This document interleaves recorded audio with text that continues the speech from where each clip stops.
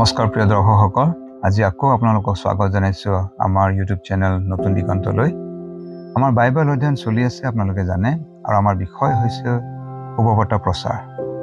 আৰু আজিৰ যিটো খণ্ড আমি লৈছোঁ প্ৰকাশিত বাক্য 7 অধ্যায় 9 পদৰ পৰা আপোনাৰ শেষলৈকে, কিন্তু মূল পদ 9 পদটো আমি চাম। আজি যিটো বিষয় লোৱা হৈছে, ইয়াৰ স্ক্ৰিপ্টটো লিখিছে আপোনাৰ ৱৰ্ডছ অফ হোপ নামৰ মিনিষ্ট্ৰীয়ে, আৰু আমি আপোনাক এই স্ক্ৰিপ্টৰ পৰা আপোনালোকক আমি যি আশীৰ্বাদ পাইছোঁ আপোনালোকক দিবলৈ বিচাৰিছোঁ। আজি যিটো খণ্ড লোৱা হৈছে তাৰ মূল বিষয়টো হৈছে, মূল ভাৱটো হৈছে আপোনাৰ সাক্ষী দিয়াটো মণ্ডলীৰ দায়িত্ব। সাক্ষী হোৱা মণ্ডলীৰ এটা গৌৰৱময় কথা। আহক আমি এই খণ্ডটো পঢ়োঁ।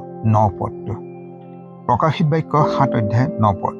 তাৰ পাছত মই চাই দেখিলোঁ, সকলো জাতি, ফৈদ, লোক আৰু ভাষাৰ বগা বস্ত্ৰ পিন্ধা, কোনেও গণিব নোৱাৰা এক বৰ লোকসমূহ সেই সিংহাসন আৰু মেৰ পোৱালিৰ আগত থিয় হৈ আছে। তেওঁবিলাকৰ হাতত সাজুৰ পাত আছিল, আৰু তেওঁবিলাকে বৰ মাতেৰে ৰিঙিয়াই ক'লে, পৰিত্ৰাণ সিংহাসনত বহি থকা আমাৰ ঈশ্বৰৰ আৰু মেৰ পোৱালিৰহে। তেওঁলোকে ৰিঙিয়াই ক'লে, গণিব নোৱাৰা। ইয়াতে কৈছে জাতি, ফৈদ, লোক, ভাষাৰ। তেওঁলোকে ৰিঙিয়াই ৰিঙিয়াই কৈছে, ধন্যবাদ দিছে ঈশ্বৰক। ঈশ্বৰৰ জয় গান গাই আছে স্বৰ্গত।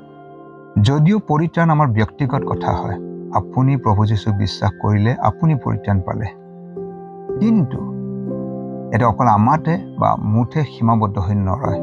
এটা বিভিন্ন জাতি, ফৈদৰ মানুহবিলাকে প্ৰভু যীশুক বিশ্বাস কৰে, আৰু আমি এক হয়। ঈশ্বৰৰ দেহ, ঈশ্বৰৰ মণ্ডলী হৈ পৰোঁ। আমি ঈশ্বৰৰ লোক হৈ পৰোঁ। সেই দৃষ্টিটো আপুনি চাব লাগিব। অকলে আপুনি মইহে কৰি আছোঁ ঈশ্বৰৰ ৰাজ্যৰ কাম, মোৰ দ্বাৰাই হৈ আছে, এনেকুৱা নহয়।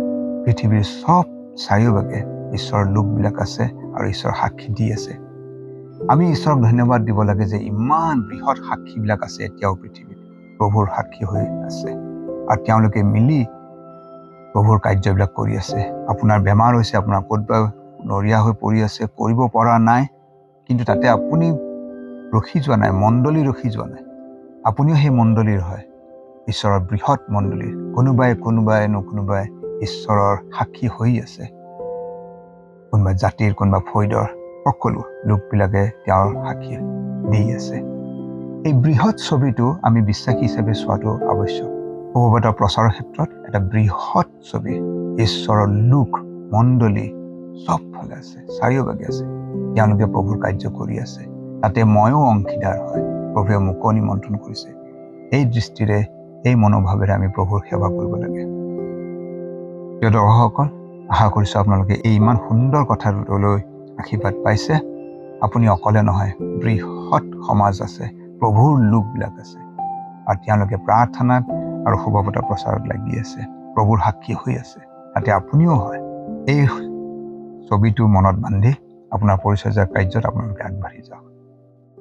আজিলৈ ইমান। মই বিকাশ শৰ্মাই আপোনালোকৰ পৰা মই বিদায় লৈছোঁ। ধন্যবাদ।